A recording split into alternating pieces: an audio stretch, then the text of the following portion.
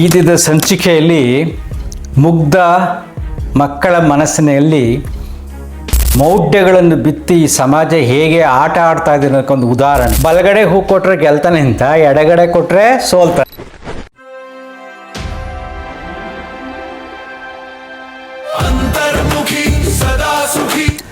ನಮಸ್ಕಾರ ಸ್ನೇಹಿತರೆ,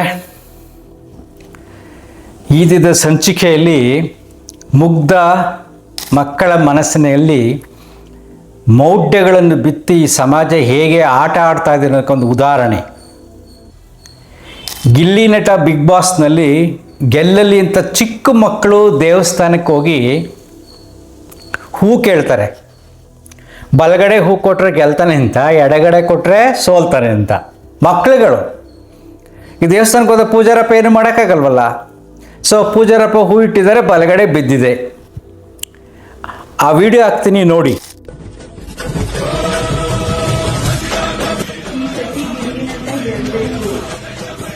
ಮಕ್ಳುಗಳಿಗೆಲ್ಲರೂ ಗಿಲ್ಲಿ ನಟ ಗೆಲ್ಬೇಕಂತೆ. ಅವ್ನು ಗೆಲ್ತಾನೆ ಅಂದರೆ ಪುಷ್ಪ ಕೊಟ್ಟು ಆಶೀರ್ವಾದವನ್ನು ಮಾಡಪ್ಪ. ಅವ್ರಿಗೆ ಮಕ್ಳುಗಳ ಆಸೆಯನ್ನು ನೆರವೇರಿಸ್ಕೊಡು. ಮಕ್ಕಳು ಅದನ್ನ ಅವನ ಗಿಲ್ಲಿ ನಟ ಒಬ್ಬ ಬಡ ಹುಡುಗ ಅಂತೇಳಿ ಮತ್ತೆ ಮಂಡ್ಯದ ಹುಡುಗ ಅಂತೇಳಿ ಗೆಲ್ಲಿ ಅಂತೇಳಿ ಎಲ್ಲರೂ ಆಸೆ ಇಟ್ಕೊಂಡಿದ್ದಾರೆ. ಅದನ್ನ ನಡೆಸ್ಕೊಡಪ್ಪ.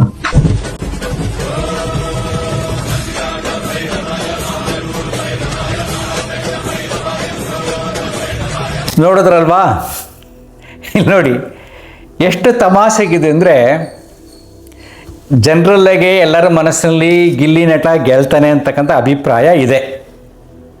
ಆ ರೀತಿ ಟ್ರೆಂಡ್ ಇದೆ. ಸೊ ಅದನ್ನು ನೋಡಿಕೊಂಡು ಅದು ಬಲಗಡೆ ಹೂ ಬರೋಂಗೆ ಪೂಜಾರಪ್ಪ ಇಟ್ಟಿರ್ತಾರೆ ಅಷ್ಟೇ. ಈ ಚಿಕ್ಕ ಮಕ್ಕಳು ಅದನ್ನು ನೋಡಿಕೊಂಡು ದೇವರು ಕೊಟ್ಬಿಟ್ಟಿದ್ದಾರೆ. ಆ ಮನಸ್ಸಿಗೆ ಆಳವಾಗಿ ಆ ಮೌಢ್ಯತೆಯನ್ನು ತುಂಬಿದ್ರೆ ಮುಂದಿನ ಬದುಕು ಹೇಗಿರುತ್ತೆ ಅವ್ರದ್ದು. ಎಲ್ಲರೂ ಹೇಳಿದ್ದನ್ನು ನಂಬ್ತಾ ಹೋಗ್ತಾರೆ. ದೇವಸ್ಥಾನಗಳಲ್ಲಿ ನಾನಾ ರೀತಿಯಾದ ತಂತ್ರಗಳನ್ನು ಮಾಡಿ ಜನರಲ್ಲಿ ಭಾವನೆಗಳ ಮೇಲೆ ಆಟ ಆಡ್ತಾರೆ ಅವರು.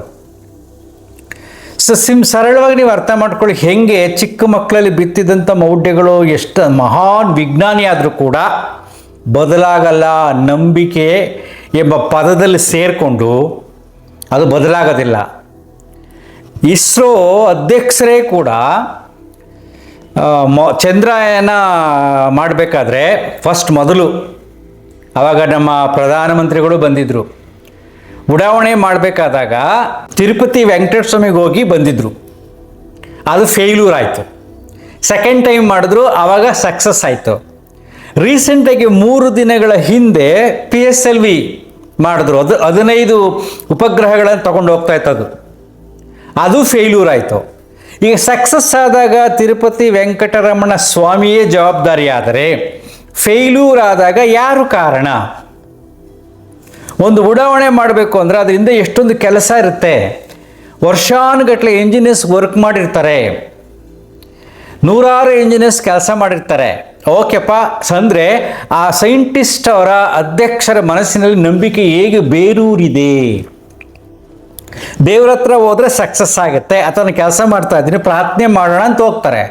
ಸೊ ಅವಾಗ ಸಕ್ಸಸ್ ಆಗುತ್ತೆ, ಫೈನ್. ಫೇಲ್ಯೂರ್ ಆದಾಗ 3 ದಿನ ಹಿಂದ್ಗಡೆ ಫೇಲ್ಯೂರ್ ಆದಾಗ ಅದಕ್ಕೆ ವೆಂಕಟೇಶ್ವರ ಸ್ವಾಮಿ ಕಾರಣ ತಾನೆ. ಸಾವಿರಾರು ಇಂಜಿನಿಯರ್ಸ್ ಮಾಡಿರ್ತಕ್ಕಂಥ ಶ್ರಮ, ಕ್ರಿಯೇಟಿವಿಟಿ, ಹಗಲು ರಾತ್ರಿ ಮಾಡಿರ್ತಕ್ಕಂಥ ಕೆಲಸ, ಇದಕ್ಕೆಲ್ಲ ಬೆಲೆ ಎಲ್ಲಿದೆ? ದೇವರು ಸಕ್ಸಸ್ ಮಾಡಿಲ್ಲ ಅಂದರೆ ಈ ಪ್ರಶ್ನೆ.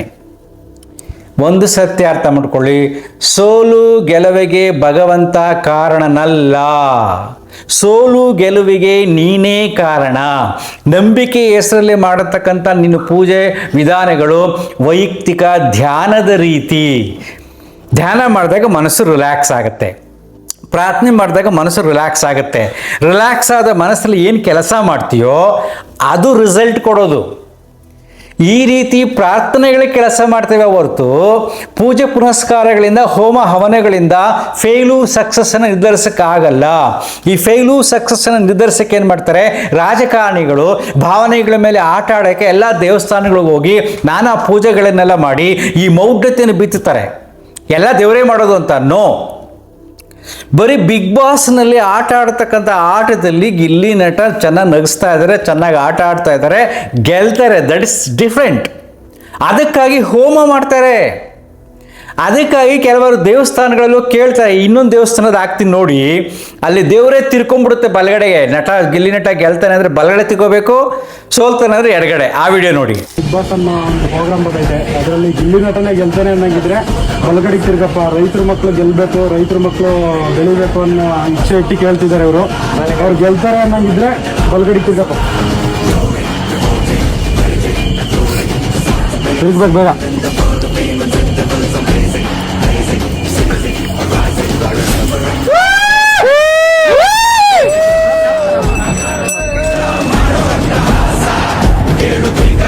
ನೋಡಿದ್ರಲ್ವಾ, ಹೀಗೆ ಬೇಕಾದಷ್ಟು ವಿಡಿಯೋಗಳು ಇನ್ಸ್ಟಾಗ್ರಾಮಲ್ಲಿ ಬರ್ತಾ ಇದೆ.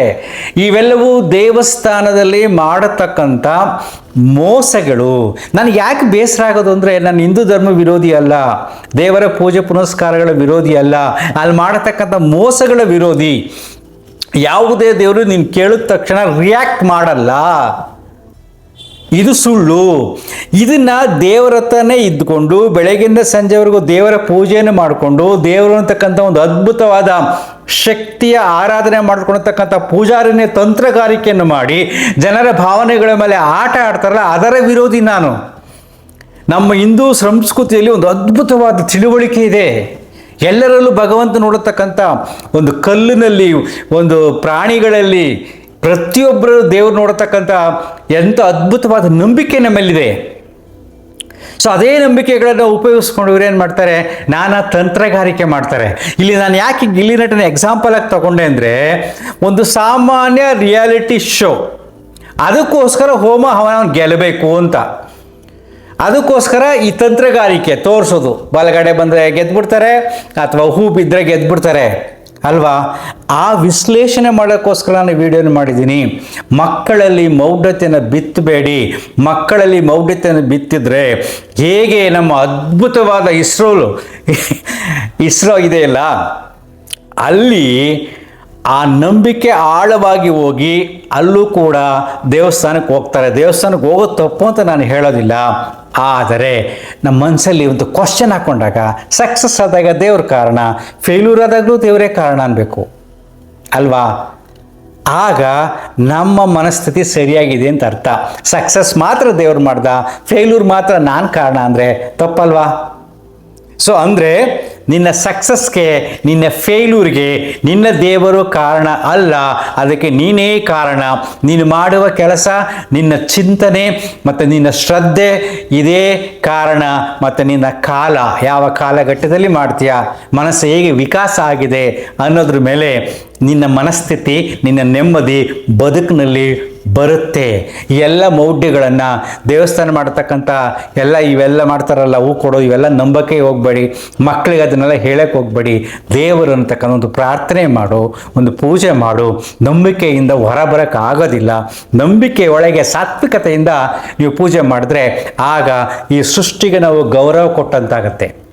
ಯಾಕೆಂದರೆ ನಮ್ಮ ಬದುಕು ಈ ಸೃಷ್ಟಿಯ ಮೇಲೆ ಇದೆ, ಪಂಚಭೂತಗಳ ಮೇಲೆ ಇದೆ ಅಷ್ಟೇ ಹೊರತು ಬೇರೆಲ್ಲ ಮನುಷ್ಯನ ಕಲ್ಪನೆಯಿಂದ ಹೊರಗಡೆ ಬರೋಕ್ಕೆ ಇನ್ನು ತುಂಬ ಕಾಲಾವಕಾಶ ಬೇಕು.